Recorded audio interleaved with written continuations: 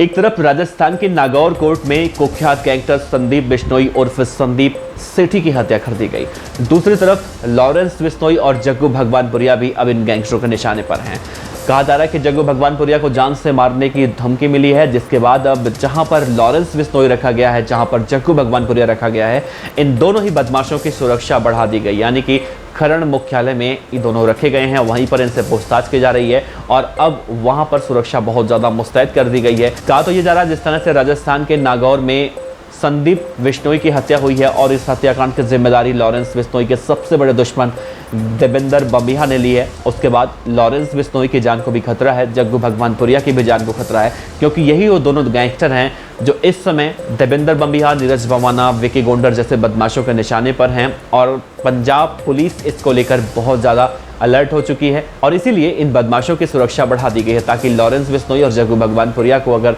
इस तरह की वारदात करने के लिए कोई आता है तो ना कर पाए। जिस तरह से केंद्रीय खुफिया एजेंसियां लगातार ये अल्टीमेटम दे रही थी, इनपुट दे रही थी कि लॉरेंस बिश्नोई की उस वक्त हत्या की जा सकती है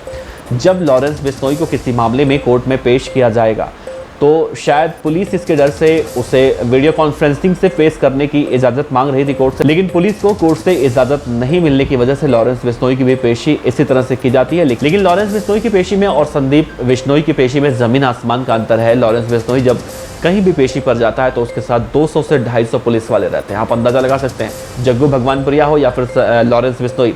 इन दोनों की जब भी पेशी होती है तो ऐसा लगता है कि किसी छोटे मोटे देश के प्रधानमंत्री आ गए हों या फिर, तो इन बदमाशों की तुलना यहाँ पर प्रधानमंत्री से करना, हमारे कहने का मतलब ये है कि एक छोटे मोटे देश के जो प्रधानमंत्री को सिक्योरिटी मिलती है उससे ज़्यादा सिक्योरिटी लॉरेंस बिश्नोई और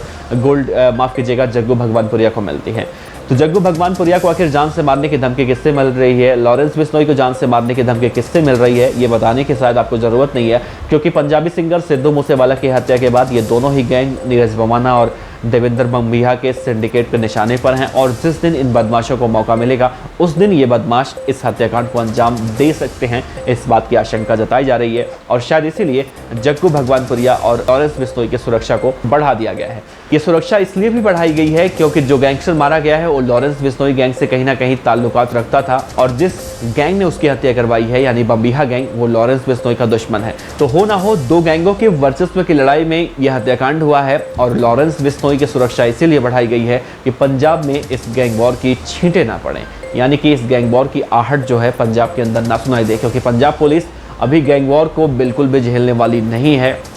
अगर इस तरह की कोई वारदात होती है तो पंजाब पुलिस उससे पहले ही अलर्ट हो चुकी है, क्योंकि सिद्धू मूसेवाला की हत्या के बाद आलोचनाओं का शिकार जिस तरह से पंजाब पुलिस को होना पड़ा है, अब पंजाब पुलिस उस तरह की आलोचनाओं का शिकार दोबारा से नहीं होना चाहती और वो लगातार सिद्धू मूसेवाला की हत्या से जुड़े तमाम शूटर हों उनको पकड़ने के लिए भी कोशिश कर रही है।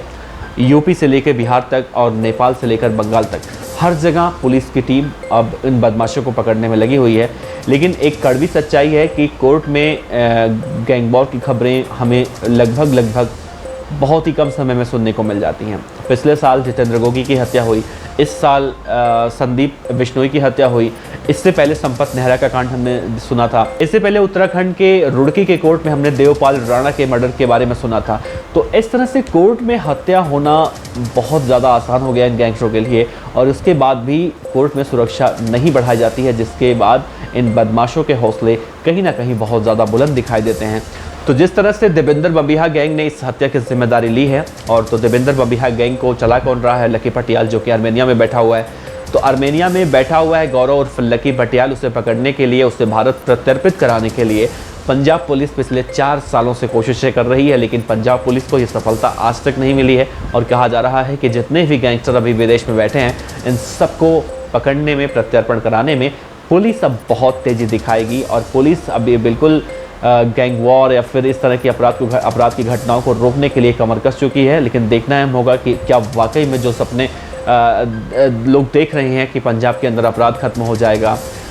या फिर देश के अंदर अपराध खत्म हो जाएगा, तो क्या इतना आसान सब कुछ होता है। खैर, इस खबर पर अपनी राय जरूर दीजिए। क्या लॉरेंस बिश्नोई की जिस तरह से सुरक्षा बढ़ाई गई है, लॉरेंस बिश्नोई के जान को खतरा बताया जा रहा है, जग्गू भगवानपुरिया के जान को खतरा बताया जा रहा है, तो क्या देवेंद्र बम्बिहा गैंग अब जिम्मेदारी लेकर क्या बच पाएगा। तो इस मामले के जो 5 शूटर पकड़े गए हैं, जो 5 शूटर उन हत्यारों के नाम बताएंगे जिनके आका कहीं ना कहीं बैठ कर इस